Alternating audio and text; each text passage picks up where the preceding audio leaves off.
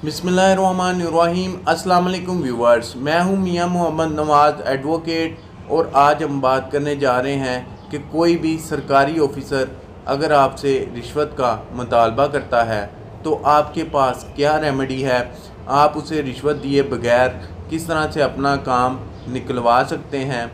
और जब भी हम किसी भी दफ्तर में जाते हैं सरकारी में, अक्सर हमें इस चीज़ का सामना करना पड़ता है। तो मैंने सोचा कि इस पे भी आप लोगों को गाइड करूं कि जब भी आपको इस तरह की सिचुएशन का सामना करना पड़े तो इससे निपटने का क्या हल है।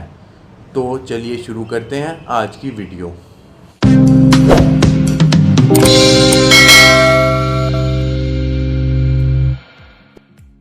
जी व्यूअर्स, कोई भी अगर सरकारी ऑफिसर है, चाहे वो पुलिस वाला है, चाहे पटवारी है, चाहे वो किसी भी महकमे में है, चाहे बैंक में है, किसी तरह का भी कोई भी सरकारी ऑफिसर है, अगर आप किसी भी काम से एक बंदा जाता है कि उसका वो लीगल काम है, उसमें किसी किस्म की गैर कानूनियत नहीं पाई जाती, वो कानूनी काम अपना उसका हक है वो लेने जाता है, तो उसके बावजूद अगर कोई सरकारी अफसर बैठा हुआ है या मुलाजिम है तो वो उसे कहता है कि मुझे इतने पैसे दो, उसके बाद मैं तुम्हारा काम कर दूंगा।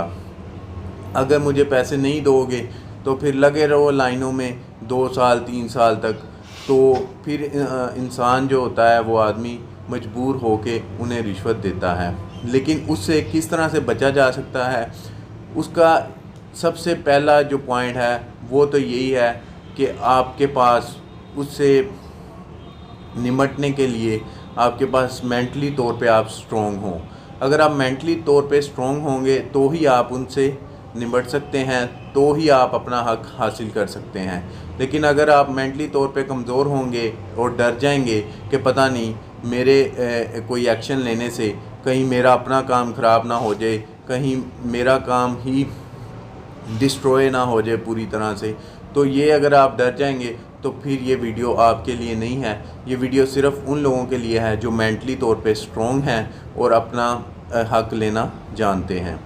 तो इसमें जब भी अगर आप जाते हैं, कोई भी सरकारी ऑफिसर आपसे रिश्वत का मुतालबा करता है, आपको कहता है मुझे इतने पैसे दो, तो आम तौर पे ऐसा होता है कि अगर कोई बंदा रिश्वत नहीं देना चाहता तो वो उस ऑफिसर के जो ऊपर ऑफिसर होता है, जिसके वो ऑफिसर मुतहत होता है, उसे जाके वो उसकी शिकायत कर देता है, कंप्लेंट कर देता है।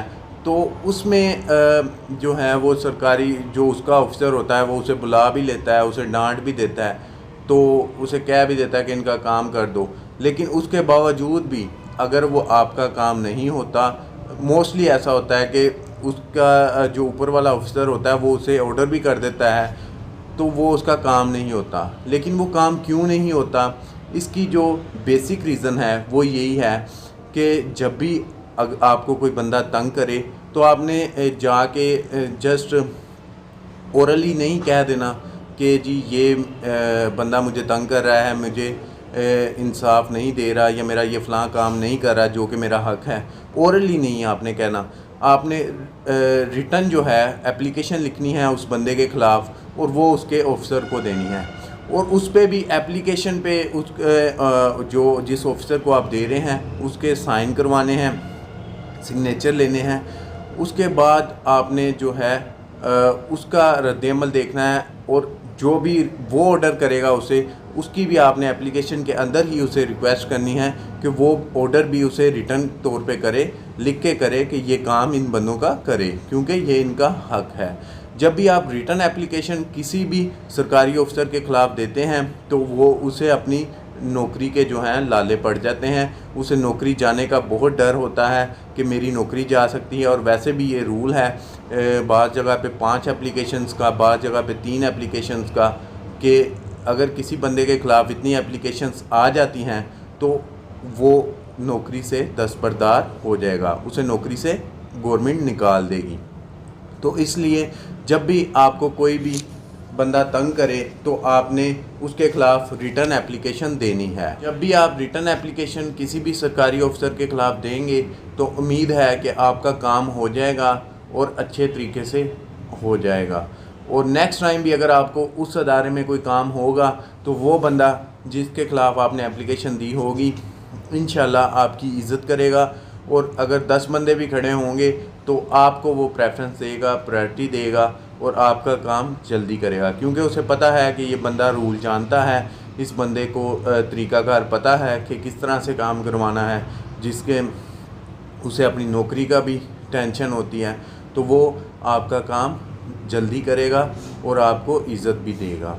लेकिन अगर आप उसके सामने जो है वो डरते रहेंगे और समझेंगे कि पता नहीं ये कोई अलहदा ही मखलूक है, तो वो आप पे उतना ही हैवी होगा और आपसे रिश्वत का मुतालबा करता जाएगा। एक्चुअली जो बंदा भी रिश्वत लेता है या देता है वो जहन्नमी है। और इसमें इसके बाद अगर आपने इस पे मुख्तलिफ़ उलमा के मुख्तलिफ़ फतवाजात भी हैं कि किन कंडीशंस उन्होंने बताई हैं, वो बेहतर बता सकते हैं। लेकिन रिश्वत जो बंदा लेता होता है, जो इसकी डिमांड करता है, वो अंदर से एक बुज़दिल इंसान होता है, एक डरा हुआ और हारा हुआ इंसान होता है जो भी रिश्वत का मुतालबा करता है। तो आपको उससे डरने की ज़रूरत नहीं है, आप अपना जो भी आपका राइट है आप जो है रिश्वत दिए बगैर हासिल कर सकते हैं। तो इसमें अब अगर आपका किसी किस्म का कोई सवाल हो तो आप मुझसे कमेंट सेक्शन में पूछ सकते हैं।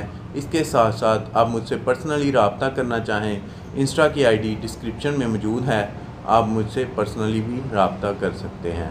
दुआओं में याद रखिएगा। अल्लाह हाफिज़।